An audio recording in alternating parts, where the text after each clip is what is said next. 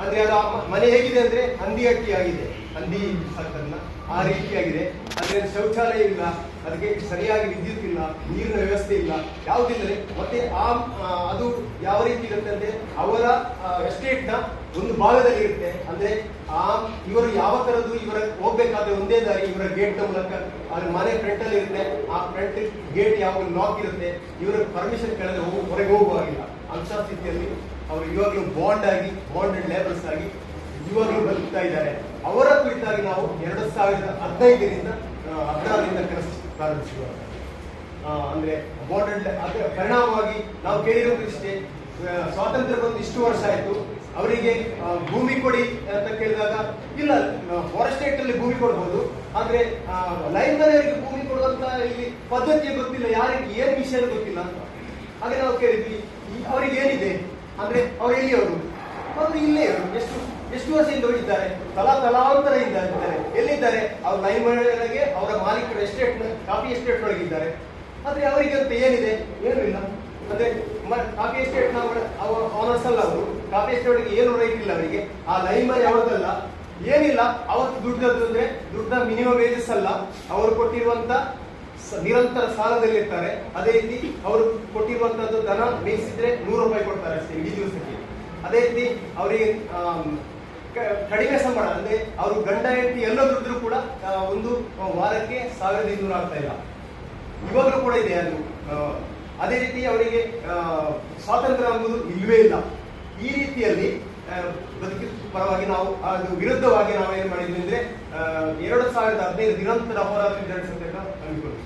ಪರಿಣಾಮವಾಗಿ 2017ರಲ್ಲಿ 114 ರೂಪಾಯಿಗೆ ಕೊಡದಲ್ಲಿ ಮೊದಲನೇದಾಗಿ ಲೈನ್ ಮನೆಯವರಿಗೆ ಅಂತ ಕಾಫಿ ಎಸ್ಟೇಟ್ ಬುಡಕಟ್ಟು ಜನರಿಗೆ ಲೈನ್ ಮನೆಯವರಿಗೆ ಸಿಕ್ಕಿರುವಂತದ್ದು ಇವರಿಗೆ 114 ರೂಪಾಯಿ ಫಸ್ಟ್ ಆಗಿ ಕೊಡಗಿಗೆ ಸಿಕ್ಕಿರುವಂತದ್ದು. ಅದರ ನಂತರ ಏನಾಯ್ತು ಅಂದ್ರೆ ಸತ್ಯವಾಗಿ ನಿಮ್ಗೆ ಗೊತ್ತಿರ್ಬೋದು, ತುಂಬಾ ಗಲಾಟೆಗಳು ನಿಮ್ಗೆ ಗೊತ್ತಿರ್ಬೋದು. ಅಲ್ಲಿ ಬಸವನಹಳ್ಳಿ ಗಲಾಟೆ, ಅದು ಇದು ಕುಶಲನಗರ ಅದೆಲ್ಲ ತುಂಬಾ ಗಲಾಟೆಗಳು ಆಗಿದೆ. ಆದ್ರೆ ನಿರಂತರವಾಗಿ ಕಳೆದ ವರ್ಷ 8 ತಿಂಗಳು ಅಂದ್ರೆ 2 ಕಡೆ ಒಂದು ಇದರ ಮಾಯಾವಳಿ ಅಂತ ಒಂದು ಗ್ರಾಮ ಪಂಚಾಯತ್ ಇದೆ, ಜ್ಯೋತಿಯವರ ಗ್ರಾಮ ಪಂಚಾಯತ್. ಅದೇ ರೀತಿ ಇಲ್ಲಿ ಇದೇ ತಾಲೂಕು ಆಫೀಸ್ ಇದೆ, ಅಂದ್ರೆ ಇಒ ಆಫೀಸ್ ನಿರಂತರ 8 ತಿಂಗಳು ಸ್ಟ್ರೈಕ್ ಮಾಡಿದ ನಂತರ 27 ಎಕರೆ ಲೈನ್ ಮನೆಯವರಿಗೆ ಬುಡಕಟ್ಟು ಜನರಿಗೆ ಅಂತ ತಿಳಿಸಿದ್ದಾರೆ. ಅದು ಇನ್ನೂ ಕೂಡ ಪ್ರಕ್ರಿಯೆ ಆರಂಭಿಸಿಲ್ಲ, ಕೊಡುವಂತದ್ದು. ನಾಳೆ ಪುನಃ ಸ್ಟ್ರೈಕ್ ಪ್ರಾರಂಭವಾಗಿದೆ. ನಮ್ಮ ಈಗಿನ MLA ಪುನ್ನಣ್ಣ ಅಂತ ಕಾಂಗ್ರೆಸ್ನವರೇ, ಅವರಿಗೆ ನಂಬಿಕೆ ಇಟ್ಟು ನಾವು ನಿಜವಾಗಿ ವೋಟ್ ಹಾಕಿದ್ದೀವಿ. ಆದ್ರೆ ಅವರು 1 ವರ್ಷದಲ್ಲಿ ನಮ್ಗೆ ಏನು ಆನ್ಸರ್ ಆಗಿ ಕೊಟ್ಟಿಲ್ಲ. ಅದಕ್ಕೆ ನಾಳೆ ಪ್ರಾರಂಭಿಸಿದ್ವಿ.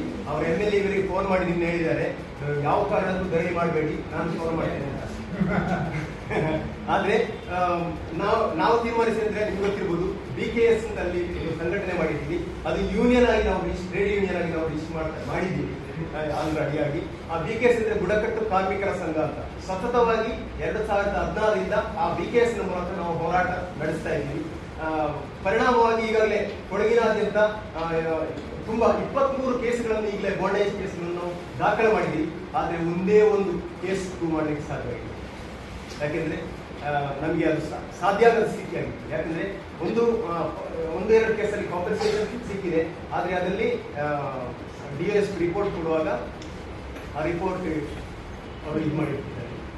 ಈ ರೀತಿಯ ತುಂಬಾ ವಿಷಯಗಳಿದೆ. ಅದರ ಪರಿಣಾಮವಾಗಿ ನಾವು ಲೈನ್ ಮನೆ ಕುರಿತಾಗಿ ಮತ್ತು ಫಾರೆಸ್ಟ್ ಕುರಿತಾಗಿ ಹೊರತು ನಿಜವಾಗಿ ಆರೋಗ್ಯದ ವಿಷಯ ಸ್ವಲ್ಪ ವಿಶ್ಲೇಷಣೆ ಕೊಟ್ಟಿರುವಂತದ್ದು. ಇನ್ನೂ ಕೊಡ್ತಿದ್ರೆ ತುಂಬಾ ಇದೆ, ಅಂದ್ರೆ ಟೈಮ್ ಇಲ್ಲದ ಕಾರಣ ಅಷ್ಟೇ. ಅಂದ್ರೆ ಅದು ಸ್ಟೋರಿಯಾಗಿ ಹೇಳ್ಬೋದು ನಾನು ಹೇಳ್ತಿದ್ರೆ, ಆದ್ರೆ ಆರೋಗ್ಯದ ಬಗ್ಗೆ ಕೆಲಸ ಮಾಡಿಲ್ಲ. ಈಗ ಇಲ್ಲಿ ಒಂದು ಮಾಡಿದಾಗ, ಇಲ್ಲಿ ಬಂದಾಗ ನಮಗೆ ಇದ್ರ ಬಗ್ಗೆ ತುಂಬಾ ಮಾಹಿತಿಗಳು ಸಿಕ್ಕಿದೆ. ಆ ಗಪ್ಪಣ ಹೇಳಿದ್ರೆ ನನಗೆ ಏನ್ ಮಾಡ್ಬೇಕು ಅಂತ ಗೊತ್ತಿಲ್ಲ. ನಮಗೆ ತುಂಬಾ ರೀತಿಯ ಕೆಲಸ ಇದೆ. ಆ ಗಪ್ಪಣ ಹೇಳಿದ್ರು, ಇದು ಬಿಡ್ಬಾರ್ದಪ್ಪ, ಇದು ನಾವು ಮಾಡಲೇಬೇಕು, ತುಂಬಾ ವಿಷಯಗಳಿದೆ ಅಂತ ಹೇಳ್ತಾ ಇದ್ದಾರೆ. ಅದಕ್ಕೆ ನಾವು ಆಲ್ರೆಡಿ ಆಗಿ 2 PSCಗಳನ್ನು ಈಗಾಗಲೇ ಹೇಳಿಕೊಂಡಿದ್ದೀವಿ.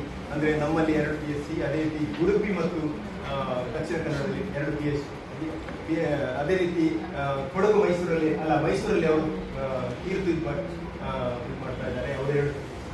ಅದೇ ರೀತಿ ಶಿವಮೊಗ್ಗದಲ್ಲಿ ರಾಮಣ್ಣ ಅವರು PSC ಇಟ್ಕೊಂಡಿದ್ದೀವಿ. ಮುಖ್ಯವಾಗಿ ಅಲ್ಲಿ ಸ್ವಲ್ಪ ಆರೋಗ್ಯದ ನಿಜವಾಗಿ ಎಂತಿದ್ರೆ ನಮಗೆ ಆರೋಗ್ಯದ ಬಗ್ಗೆ ಗೊತ್ತಿಲ್ಲ ಕಾರಣ ಆದರೂ ನಾವು ಸ್ವಲ್ಪ ವಿಮರ್ಶೆ ಮಾಡಿದಾಗ ಅಲ್ಲಿ ಪ್ರತಿ ವರ್ಷಕ್ಕೆ 2 ಸಲ ಈ ಆಯುರ್ವೇದ ಕ್ಯಾಂಪ್ ಬರುತ್ತೆ ಅಲ್ಲಿ. ಅಂದ್ರೆ ನಮ್ಮಲ್ಲಿ ಆಯುರ್ವೇದ ಕ್ಯಾಂಪ್ ಅಂತ ಬರುತ್ತೆ. ಅವ್ರು ತುಂಬಾ ಲೇಹ ಮೆಡಿಸಿನ್ ಹುಡುಗಿಯನ್ನು ಕೊಡ್ತಾರೆ. ಅಂದ್ರೆ ನಿಮ್ಗೆ ಎನಿಮಿ ಇದನ್ನು ತಿಳ್ಕೊಳ್ಳಿ ಅಂತ ಕೊಡ್ತಾ ಇದ್ದಾರೆ. ಅದು ಟ್ರೈಬಲ್ ಇಲಾಖೆ ನಡೆಸ್ತಾ ಇದ್ದಾರೆ, ಅದು ಅಷ್ಟು ಗೊತ್ತು. ನೆಕ್ಸ್ಟ್ ಒಂದು ಅಂದ್ರೆ ಆಟೋ ಅಂದ್ರೆ ಮೆಡಿಕಲ್ ಆಟೋ ಅಂದ್ರೆ ಮೊಬೈಲ್ ಯೂನಿಟ್ ಬರುತ್ತೆ. ಅಂದ್ರೆ ಅದು ಫಸ್ಟ್ ಸರ್ಕಾರದಿಂದ ಬರ್ತಾ ಇತ್ತು, ಮತ್ತೆ ಯಾವುದು ಇಲ್ಲಿ ಮೈಸೂರಿಂದ ಅವರದ್ದು ವಿವೇಕಾನಂದ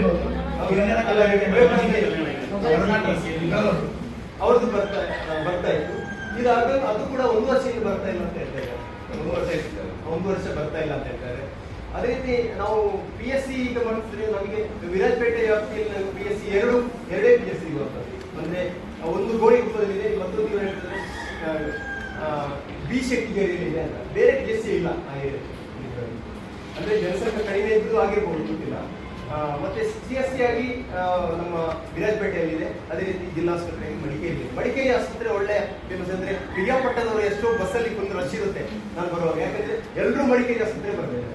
ಅಂದ್ರೆ ಆ ಮಡಿಕೇರಿ ಆಸ್ಪತ್ರೆ ಒಳ್ಳೇದಿರ್ಬೋದು, ನಾವು ಹೋಗಿಲ್ಲ ನಿಜವಾಗಿ, ಒಳ್ಳೇದಿರ್ಬೋದು ಅಂತ ಅನಿಸಿಕೆ. ಉಳಿದ ವಿಷಯಗಳನ್ನು ಈಗ ನಾನು ನೀಲಯ್ಯಣ್ಣ ಜೊತೆ ತಿಳ್ಕೊಂಡಿದ್ದಾರೆ.